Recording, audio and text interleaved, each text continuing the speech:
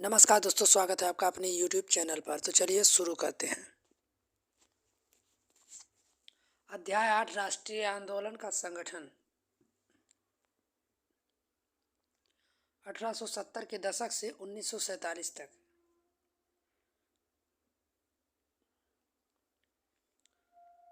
चित्र 1। भारत छोड़ो आंदोलन के दौरान प्रदर्शनकारी का आंसू गैस के गोले छोड़ती पुलिस।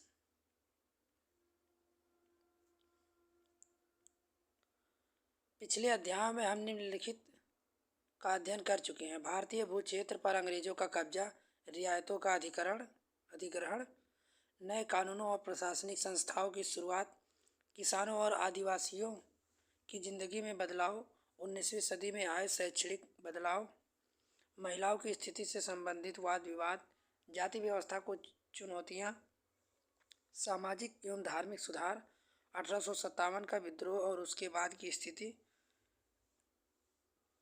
हस्तकलाओं का पतन और उद्योग का विकास। इन मुद्दों के बारे में आपने जो कुछ पढ़ा उसके आधार पर आपको ऐसा लगता है कि भारत के लोग ब्रिटिश शासन से असंतुष्ट थे। यदि हाँ, विभिन्न समूहों और वर्ग क्यों असंतुष्ट थे?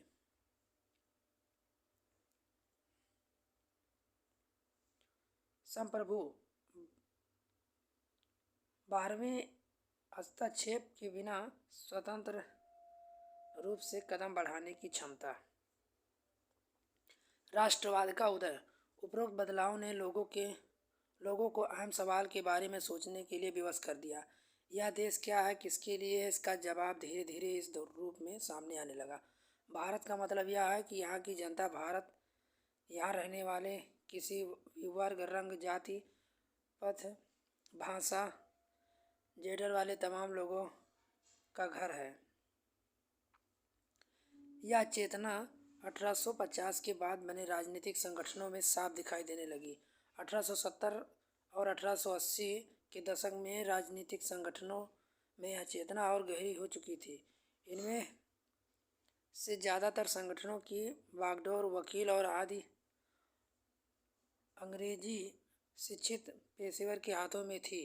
पूना सार्वजनिक सभा, इंडिया एसोसिएशन, मद्रास महाजन सभा, बॉम्बे रेजिडेंसी एसोसिएशन, भारतीय राष्ट्रीय कांग्रेस आदि इस तरह के प्रमुख संगठन थे।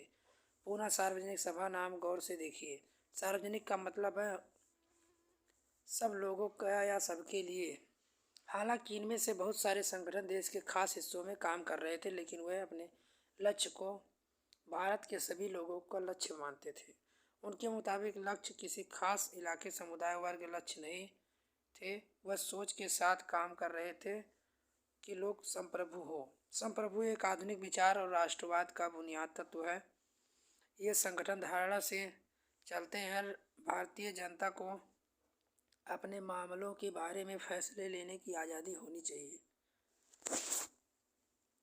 उसी साल वार्कनूर प्रेस एक्ट पारित किया गया, जिसमें सरकार की आलोचना करने वाले की चुप कराया जा सके। इस कानून के प्रावधान था कि किसी अखबार में आपत्तिजनक चीज छपती है तो सरकार उसकी प्रिंटिंग प्रेस सहित सारी संपत्ति को जब्त कर ले।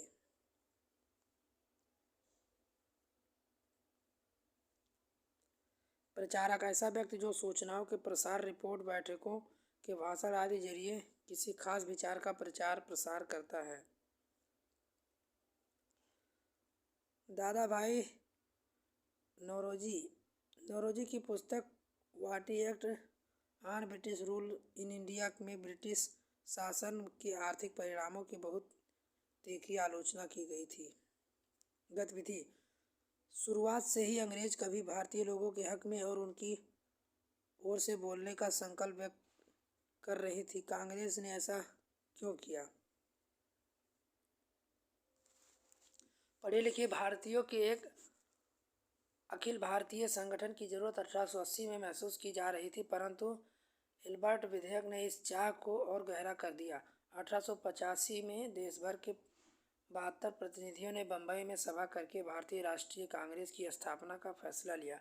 संगठन के प्रारंभिक नेता दादा भाई नौरोजी, फिरोज शाह मेहता, बरुद्दीन तैयब, W.C. बनर्जी, सुरेंद्र बनर्जी रामेश्वर दत्त, सुब्रमण्यम अय्यर बम्बई कलकत्ता के ही थे। मोरोजी व्यवसाय और प्रचारक थे। वह लंदन में रहते थे। कुछ समय के लिए ब्रिटिश संसद के सदस्य भी रहे। उन्होंने युवा राष्ट्रवादियों का मार्गदर्शन किया। सेनावृत्त ब्रिटिश अफसर होम ने भी विभिन्न क्षेत्रों के भारतीय निकट लाने में अहम भूमिका अदा की। कांग्रेस किसके पक्ष में बोलने का प्रयास कर रही थी? 1886 इंडियन मिरर नामक अखबार में लिखा।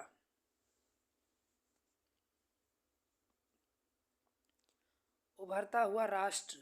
अक्सर कहा जाता है कि किसी के अपने 20 सालों में कांग्रेस अपने उद्देश्य और तरीकों के लिहाज मध्यवर्गीय पार्टी थी। इस दौरान कांग्रेस ने सरकार शासन में भारतीयों को और ज़्यादा जगह दिया जाने के लिए आवाज़ उठाई। कांग्रेस का आग्रह था कि विधान परिषद में भारतीयों को जनता की जगह ज़्यादा जगह दी जाए, परिषदों को ज़्यादा अधिकार दिए जाएं, जिन प्रांतों में परिषदें नहीं हैं वहाँ उनका गठन किया जाए। कांग्रेस चाहती थी कि सरकार में भारतीयों को भी ऊंचे पद दिए जाएं। इस काम के लिए उसने मांग की और सिविल सेवा के लिए लंदन के साथ साथ भारत में भी परीक्षा आयोजित की जाए। निरस्त करना। किसी कानून को समाप्त करना, किसी कानून के वैध अधिकृत रूप से समाप्त कर देना। सोने की चाह में। दिनासवाच नामक एक मध्यवर्गीय नेता 1887 में नौरोजी को संबोधन करते हुए लिखा। गतिविधि। उपरोक्त टिप्पणी के आधार पर शुरुआती कांग्रेस के बारे में कौन सी समस्याओं का पता चलता है?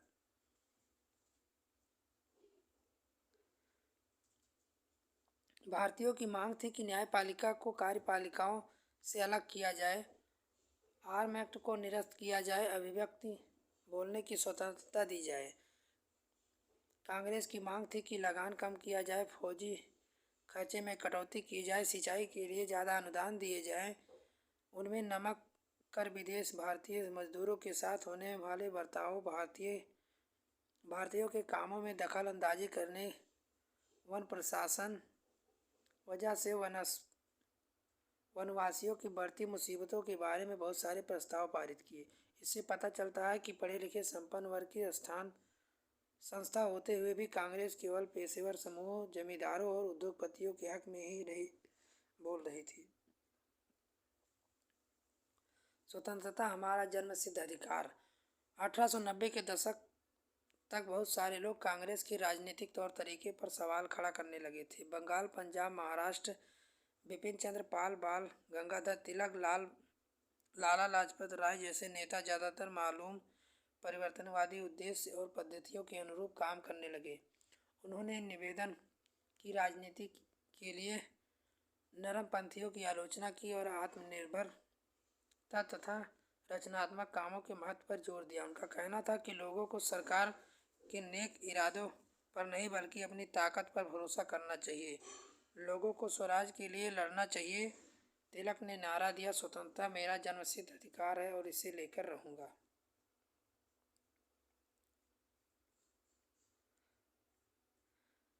चित्र 3, बाल गंगाधर तिलक। मेज पर रखे अखबार का नाम देखिए। तिलक के संपादक में निकले वाला मराठी अखबार केसरी ब्रिटिश शासन का कट्टर आलोचक बन गया था।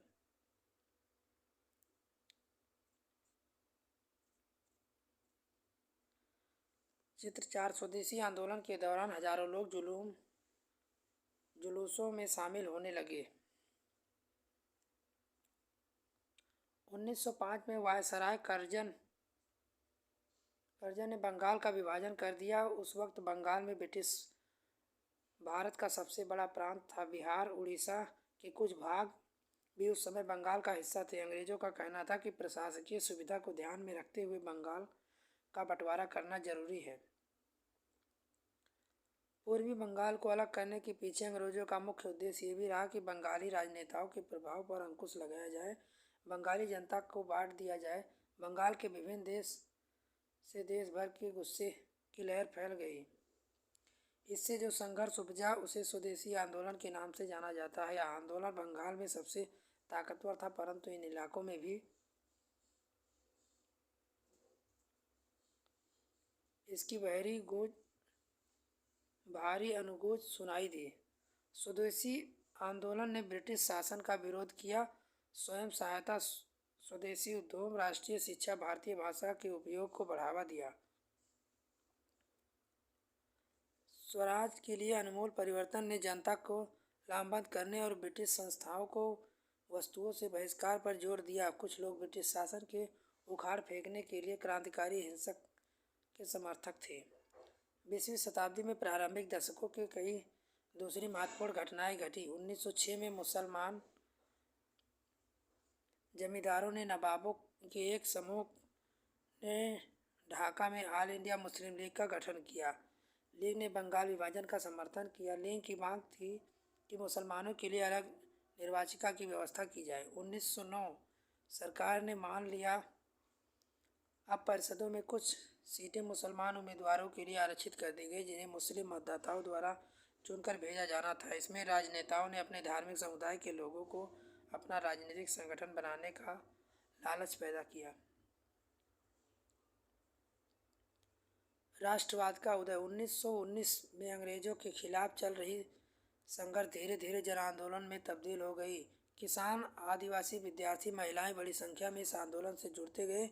कई औद्योगिक मजदूरों ने भी आंदोलन में योगदान दिया। पहले विश्व युद्ध में भारत की आर्थिक और राजनीतिक स्थिति बदल दी। इस युद्ध की वजह से ब्रिटिश भारत के रक्षा व्यय में भारी इजाफा हुआ। इससे खर्चे निकालने के लिए सरकार ने निजी आय, व्यावसायिक मुनाफे पर कर बढ़ा दिया था। चित्र 5, लाला लाजपत राय। लाजपत राय पंजाब में जाने माने राष्ट्रवादियों में से एक थे। वह याचिका निवेदकों की राजनीति का विरोध करने वाले अमूल परिवर्तनवादी के एक प्रमुख नेता थे। वह आर्य समाज के भी सक्रिय सदस्य थे। क्रांतिकारी हिंसा। समाज में आमूल बदलाव लाने के लिए हिंसा का उपयोग करना। परिषद प्रशासकीय सलाहकारी या प्रतिनिधिक दायित्वों को निभाने वाले मनोनीत या निर्वाचित संस्था। गतिविधि। पता लगाइए पहला विश्व युद्ध किन देशों ने लड़ा था।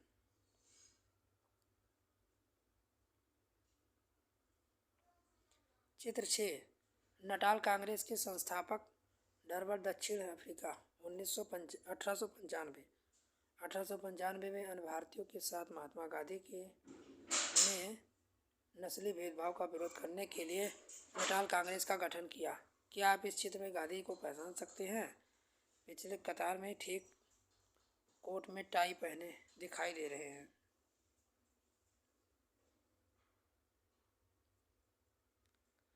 युद्ध ने अंग्रेजों को अपनी सेनाओं को बढ़ाने के लिए विवश कर दिया। एक विदेशी युद्ध के खातिर गांव के सिपाहियों की भर्ती के लिए दबाव डाला जाने लगा।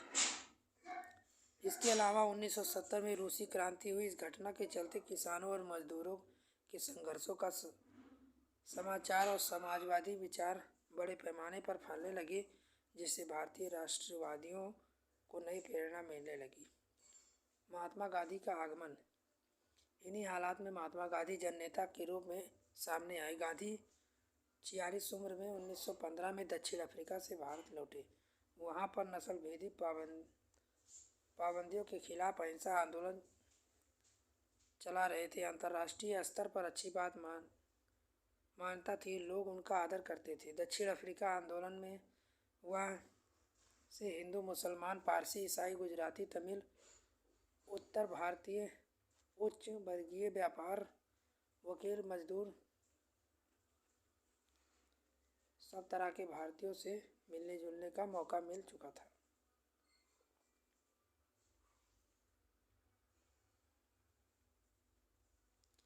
गतिविधि। जलियांवाला बाग हत्याकांड के बारे में जानकारियाँ इकट्ठा करें। जलियांवाला बाग क्या है? यहाँ किस तरह के अत्याचार हुए थे? ये अत्याचार कैसे हुए?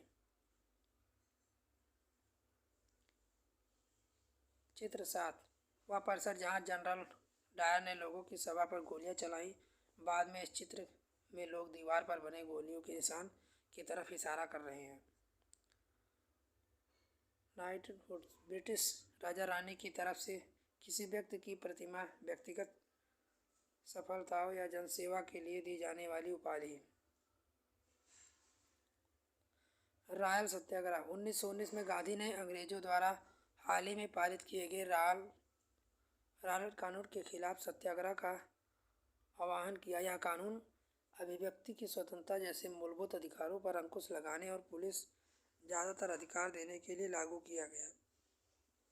महात्मा गांधी, मोहम्मद अली जिन्ना तथा अन्य नेताओं का मानना था कि सरकार के पास लोगों की बुनियादी स्वतंत्रताओं पर अंकुश लगाने का कोई अधिकार नहीं है। उन्होंने इस कानून को शैतान का करतूत और निरंकुशवादी बताया।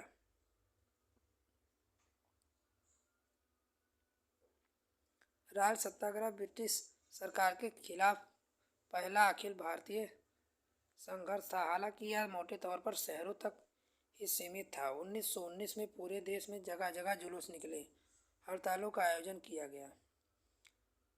बैसाखी के दिन अमृतसर में जनरल डायर द्वारा जलियांवाला बाग में किया गया हत्याकांड इस दमन का हिस्सा था।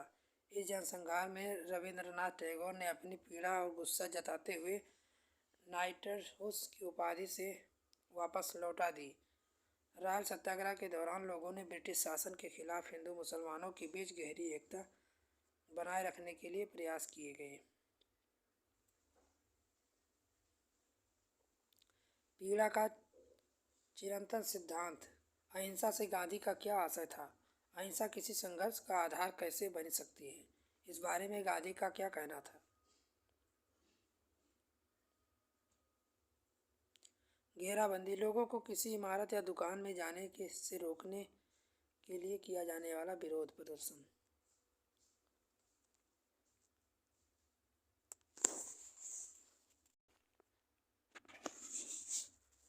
महात्मा गांधी भी यह सोचते थे कि उनकी राय में भारत में यहाँ रहने वाले सभी लोगों यानी सभी हिंदू, मुसलमानों, अन्य धर्मों के लोगों का देश है। उनकी गहरी आकांक्षाओं में हिंदू मुसलमान किसी न्यायपूर्ण उद्देश्य के लिए एक दूसरे का समर्थन करें। खिलाफत आंदोलन, असहयोग आंदोलन। खिलाफत का मुद्दा इसी तरह एक ज्वलंत मुद्दा था। 1920 में अंग्रेजों ने तुर्की के सुल्तान खलीफा पर बहुत सख्त संधि थोप दी। जलियांवाला बाग हत्याकांड की इस तरह घटना पर भी भारत के लोगों को भारी गुस्सा था। भारतीय मुसलमान भी चाहते थे कि पुराने ऑटोमन साम्राज्य में स्थित पवित्र मुस्लिम स्थानों पर खलीफा का नियंत्रण बना रहना चाहिए। गांधी ने उनके आह्वान का समर्थन किया। कांग्रेस ने आग्रह किया कि वह पंजाब में हुए अत्याचारों और खिलाफत में मामलों में हुए अत्याचार के विरुद्ध मिलकर अभियान चलाए और स्वराज की मांग करे। 1921 में 1922 के दौरान असहयोग आंदोलन की गति मिली। हजारों विद्यार्थियों ने सरकारी स्कूल छोड़ दिए। मोतीलाल नेहरू, CR दास, राजगोपालचारी, अफसर अली जैसे सारे वकीलों ने वकालत छोड़ दी। अंग्रेजों द्वारा उपाधियों को वापस लौटा दिया गया। विधानमंडलों का बहिष्कार किया गया। जगह जगह लोगों ने विदेशी कपड़ों की होली जलाई। 1920 से 1922 के बीच विदेशी कपड़ों की आयात पर भारी गिरावट आ गई, परंतु यह तो आने वाले तूफान में सिर्फ एक झलक थी। देश के ज़्यादातर हिस्से में यह भारी विद्रोह मुहाने पर खड़े थे। लोगों की पहलकदमी। कई जगहों पर लोगों ने ब्रिटिश शासन के अहिंसक विरोध किया, लेकिन कई स्थानों पर विभिन्न वर्गों के समूह गांधी के आह्वान के अपने हिसाब से अर्थ निकालने और इस तरह के रास्ते अपनाए जो गांधी के विचारों से मेल नहीं खाते थे। सभी जगह लोगों ने आंदोलन को स्थानीय मुद्दों के साथ जोड़कर आगे बढ़ाया। खेड़ा गुजरात पाटीदार किसानों ने अंग्रेजों द्वारा थोपे गए भारी लगान के खिलाफ अहिंसक अभियान चलाया।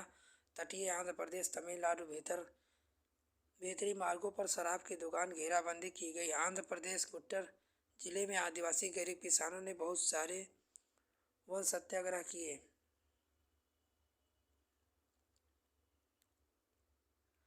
महान सिख गुरुद्वारे के धार्मिक कार्य करता धरता, गैर कानूनी बेदखली, पटाईदारों को उनके पट्टे से जबरन और गैर कानूनी ढंग से निकाल देना।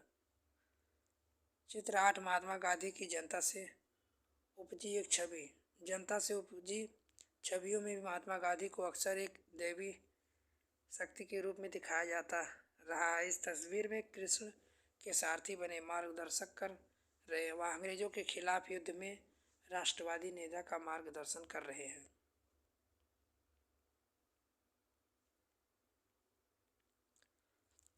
सिंध मौजूदा पाकिस्तान में मुस्लिम व्यापारी किसान खिलाफत के आह्वान पर भारी उत्साहित थे। बंगाल में खिलाफ असहयोग गठबंधन ने जबरदस्त संप्रदाय एकता को जन्म दिया, राष्ट्रीय आंदोलन को नई ताकत प्रदान की। पंजाब से सिख अकाली आंदोलन ने अंग्रेजों की सहायता के गुरुद्वारों में जमे बैठे भ्रष्ट महंतों को हटाने के लिए आंदोलन चलाया। यह आंदोलन असहयोग आंदोलन की काफी घनिष्ठ रूप से जुड़ा दिखाई देता था। जनता के महात्मा। इन उदाहरणों से आधार पर हम देख सकते हैं कि कई जगह पर लोग गांधी को एक तरह का मसीहा ऐसे व्यक्ति मानने लगे थे जो मुसीबतों और गरीबों से छुटकारा दिला सके। गांधी वर्गीय तटवर्तियों की जगह वर्गीय एकता का समर्थक थे, परंतु किसानों को लगता था कि गांधी जमींदारों के खिलाफ उनके संघर्ष में मदद देंगे। उदाहरण के लिए एक शक्तिशाली आंदोलन के खिलाफ संयुक्त प्रांत स्थित प्रतापगढ़ के किसानों ने पट्टेदार के गैरकानूनी बेदखली को रुकवाने के लिए सफलता पाली, परंतु उसे लगा कि यह सफलता उन्हें गांधी की वजह से मिली। कई बार गांधी का नाम लेकर आदिवासियों किसानों ने ऐसी कार्रवाइयां भी की जो गांधी के आदर्शों के अनुरूप नहीं थी।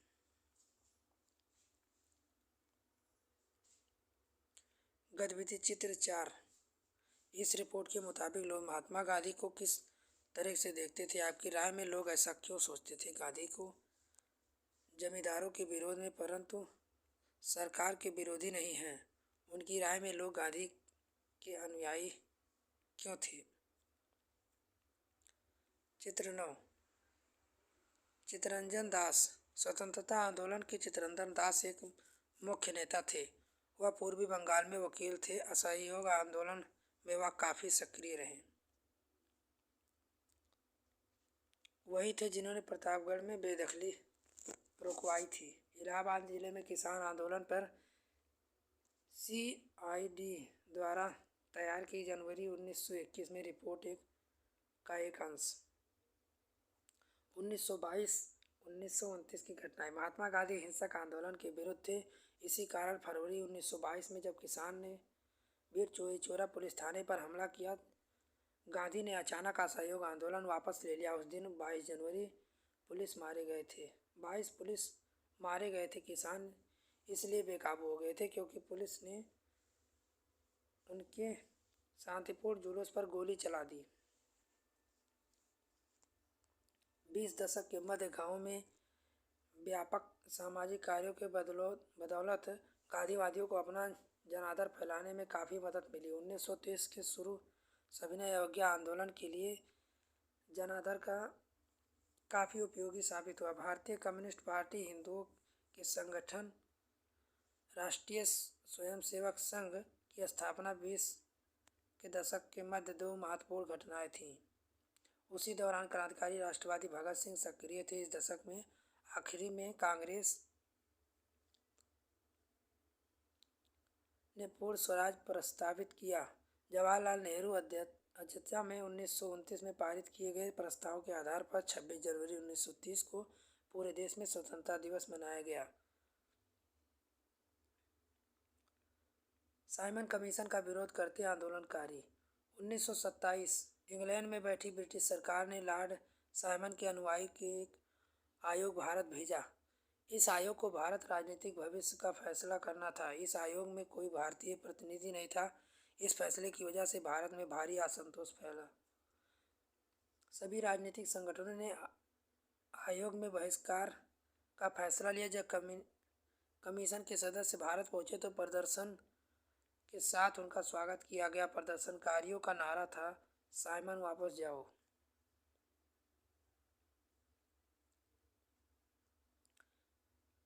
भगत सिंह, बहरे कानूनों को सुनने के लिए धमाके की जरूरत होती है। इनकलाब जिंदाबाद। भगत सिंह, चंद्रशेखर आजाद, सुखदेव, उनके जैसे अन्य क्रांतिकारी राष्ट्रवादी औपनिवेशिक शासन तथा अमीर शोषक वर्गों से लड़ने के लिए मजदूरों और किसानों की क्रांति चाहते थे। 7 सितंबर 1928 को भगत सिंह, चंद्रशेखर आजाद, राजगुरु लाला लाजपत राय पर लाठीचार्ज करने वाले साठ नामक पुलिस अफसर की हत्या की थी। इस लाठीचार्ज के कारण बाद में लाजपत राय की मृत्यु हो गई। अपने सभी राष्ट्रवादी बीके दत्त के साथ भगत सिंह 8 अप्रैल 1929 को केंद्रीय विधानसभा परिषद में बम फेंका। क्रांतिकारियों ने अपने पर्चे में कहा था कि उनका मकसद किसी की जान लेना नहीं बल्कि बहरों को सुनाना है तथा विदेशी सरकार उनके द्वारा किए जा रहे भयानक शोषण अवगत कराना है। भगत सिंह, सुखदेव, राजगुरु 23 मार्च 1931 को फांसी पर चढ़ा दिया गया। उस समय भगत सिंह की आयु 23 साल की थी।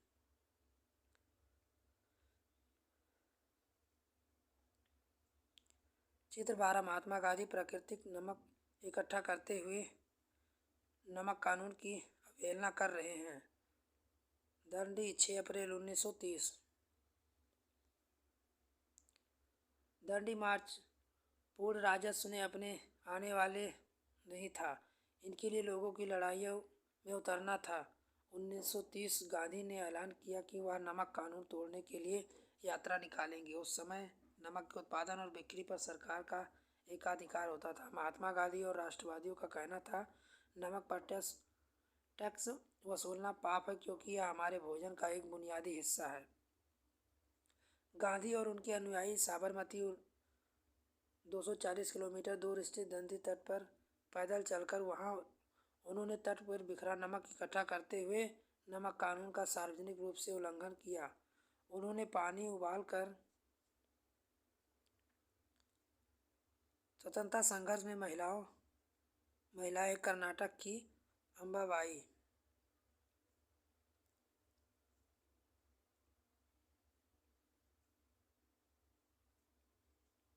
भी नमक बनाया। इस आंदोलन में किसानों, आदिवासियों, महिलाओं ने बड़ी संख्या में हिस्सा लिया। नमक के मुद्दे पर एक व्यवसायिक संघ ने पर्चा प्रकाशित किया। सरकार ने शांतिपूर्ण सत्याग्रह के निर्मम दमन के लिए जरिए आंदोलन को कुचलने का प्रयास किया। हजारों आंदोलनकारियों को जेल में डाल दिया गया। भारतीय जनता में साझा संघर्षों के चलते आखिरकार 1935 में गवर्नमेंट ऑफ इंडिया प्रांतीय सत्यवत्ता का प्रावधान किया गया। सरकार ने ऐलान किया 1937 में प्रांतीय विधायिकाओं के लिए चुनाव कराए जाएंगे। चुनाव के परिणाम आने पर 11 से 7 प्रांतों में कांग्रेस की सरकार बनी। प्रांतीय स्तर पर 2 साल के कांग्रेसी शासन के बाद सितंबर 1939 में दूसरा विश्व युद्ध छिड़ गया। हिटलर के प्रति आलोचक रवैये के कारण कांग्रेस के नेता ब्रिटेन के युद्ध प्रयासों में मदद देने को तैयार थे। उनके बदले में वे चाहते थे कि युद्ध के बाद भारत को स्वतंत्र कर दिया जाए। अंग्रेज ने यह बात नहीं मानी। कांग्रेसी सरकार ने विरोध में इस्तीफा दे दिया। महात्मा गांधी के साथ सरोजिनी नायडू, पेरिस 1931। 1920 दशक की शुरुआत में राष्ट्रीय आंदोलन सक्रिय सरोजिनी नायडू दंडी यात्रा के मुख्य नेताओं के साथ थी। भारतीय राष्ट्रीय कांग्रेस अध्यक्ष पद पर पहुंचने वाली पहली महिला थी। 1925 वीर लखन नायक को फांसी दी गई। प्रांतीय स्वायत्तता संघ के भीतर रहते प्रांतों को तुलनात्मक रूप से स्वतंत्रता निर्णय लेने की क्षमता देना।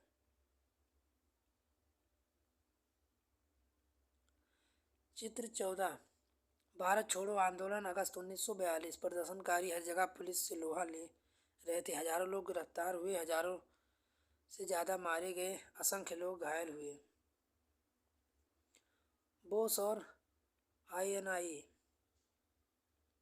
आईएनए चित्र 15 सुभाष चंद्र बोस समाजवादी विचार रखने वाले, अमूल परिवर्तनकारी राष्ट्रवादी सुभाष चंद्र बोस अहिंसा के गांधीवादी आदर्शों के विश्वास नहीं रखते थे। हालांकि राष्ट्रपिता के रूप में महात्मा गांधी का सम्मान करते थे। जनवरी 1941 में उन्होंने बिना किसी बताए कलकत्ता छोड़ दिया। जर्मन के रास्ते होते हुए सिंगापुर पहुंचे। भारत को अंग्रेजों के नियंत्रण से मुक्त कराने के लिए उन्होंने वहां आज़ाद हिंद फौज का गठन किया। 1944 में आज़ाद हिंद फौज इम्फाल और कोहिमा की ओर से भारत में प्रवेश करने का प्रयास किया, परंतु अभियान सफल नहीं हो पाया। INA के सदस्यों को कैद कर लिया गया, उन पर मुकदमा चलाए गए। देश भर में तमाम तरह के लोग आज़ाद हिंद फौज के सिपाहियों पर चलाए गए मुकदमे के खिलाफ चले संघर्षों में हिस्सा लिया। भारत छोड़ो और उसके बाद महात्मा गांधी ने दूसरे विश्व युद्ध के बाद अंग्रेजों के खिलाफ आंदोलन का एक नया चरण शुरू किया। उन्होंने अंग्रेजों को चेतावनी दी कि वे फौरन भारत छोड़े। गांधी ने भारतीय जनता के आह्वान किया कि करो या मरो के सिद्धांत पर चलते हुए अंग्रेजों के विरुद्ध अहिंसक ढंग से संघर्ष करें। गांधी और अन्य नेताओं को फौरन जेल में डाल दिया गया था। सबसे पहले अंग्रेजों के बर्बर दमन का रास्ता अपनाया। 1943 के अंत तक 90,000 से ज़्यादा लोग गिरफ्तार कर लिए गए। लगभग 1,000 लोग पुलिस की गोली में मारे गए। बहुत सारे इलाकों में हवाई जहाज़ों से भी भीड़ पर गोलियां बरसाने के आदेश दिए गए, परंतु आखिरकार इस विद्रोह ने ब्रिटिश राज को घुटने टेकने के लिए मजबूर कर दिया। स्वतंत्रता और विभाजन की ओर 1940 में मुस्लिम लीग ने देश के पश्चिमोत्तर तथा पूर्वी क्षेत्रों में मुसलमान के लिए स्वतंत्र राज्यों की मांग करते हुए प्रस्ताव पारित किया। इस प्रस्ताव में विभाजन पाकिस्तान का जिक्र नहीं था। मुस्लिम लीग उपमहाद्वीप के मुसलमान के लिए अस्थायी व्यवस्था की मांग की गई। 1930 के दशक में आखिरी सालों में लीग मुसलमानों हिंदुओं के अलग राष्ट्र मानने लगी। इस विचार तक पहुंचते हुए 20 और 30 के दशक में हिंदू मुसलमानों के कुछ संगठनों के बीच हुए तनाव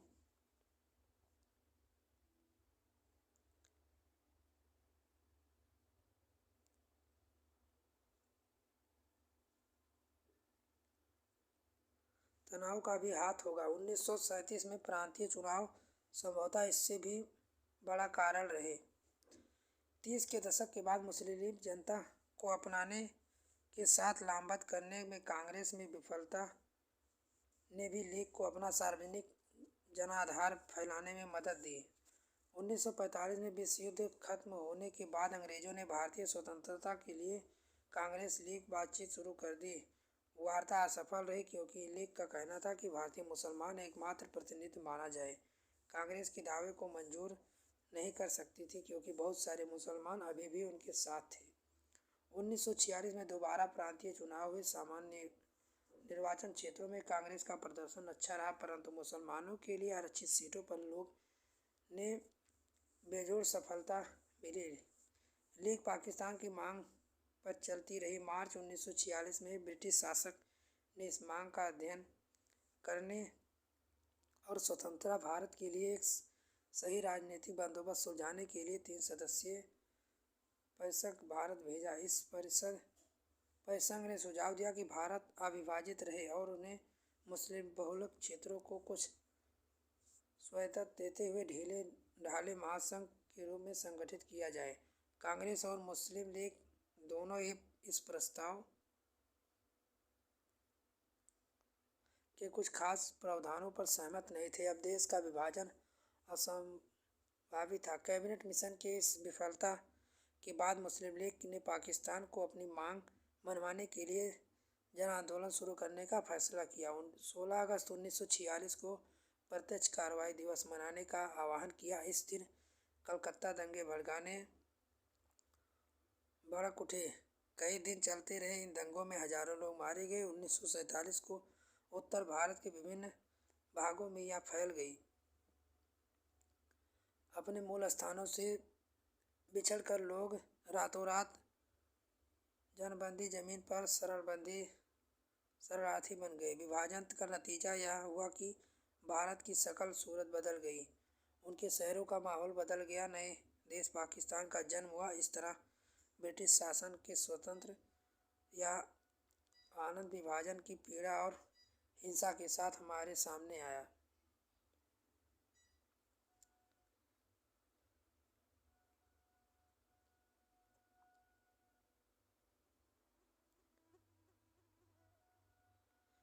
चित्र 16, मौलाना आज़ाद कांग्रेस कार्यकारिणी समिति के अन्य सदस्य, सोमवार 1942। चित्र गांधी जिन्ना वार्ता से पहले गांधी के साथ बात करते चक्रवर्ती राजगोपालाचारी 1944। चित्र 18, सरदार वल्लभ भाई पटेल 1945 से 1947 के दौरान आज़ादी के लिए चली वार्ता की एक अहम भूमिका अदा की। चित्र 19, महात्मा गांधी के साथ मोहम्मद अली जिन्ना, सितंबर 1944।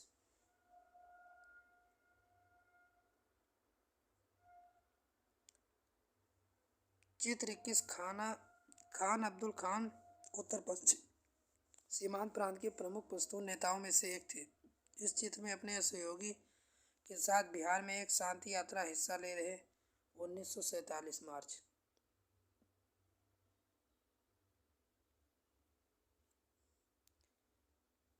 चित्र 20, जवाहरलाल नेहरू कांग्रेस के बंबई अधिवेशन से पहले महात्मा गांधी से बात कर रहे, जुलाई 1946।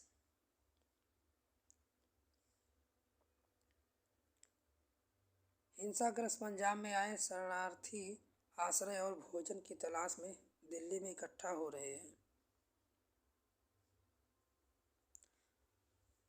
फिर से याद करें, 1870-1880 के दशक में लोग ब्रिटिश शासन से क्यों असंतुष्ट थे। भारतीय राष्ट्रीय कांग्रेस किन लोगों को पक्ष में बोल रही थी। पहले विश्व युद्ध में भारत कौन से आर्थिक असर पड़े। 1940 के मुस्लिम लीग प्रस्ताव में क्या मांग की गई।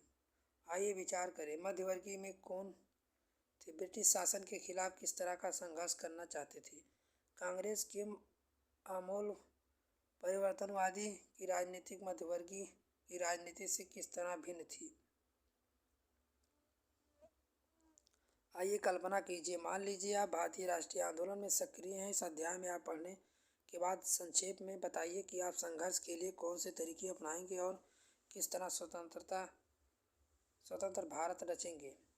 चर्चा करें कि भारत के विभिन्न भागों में असहयोग आंदोलन किस किस तरह के रूप में ग्रहण किए। लोग गांधी के बारे में क्या समझते थे। गांधी ने नमक कानून तोड़ने का फैसला क्यों किया। 1937 से 1947 उन घटनाओं पर चर्चा कीजिए जिनके फलस्वरूप पाकिस्तान का जन्म हुआ। आइए करके देखें।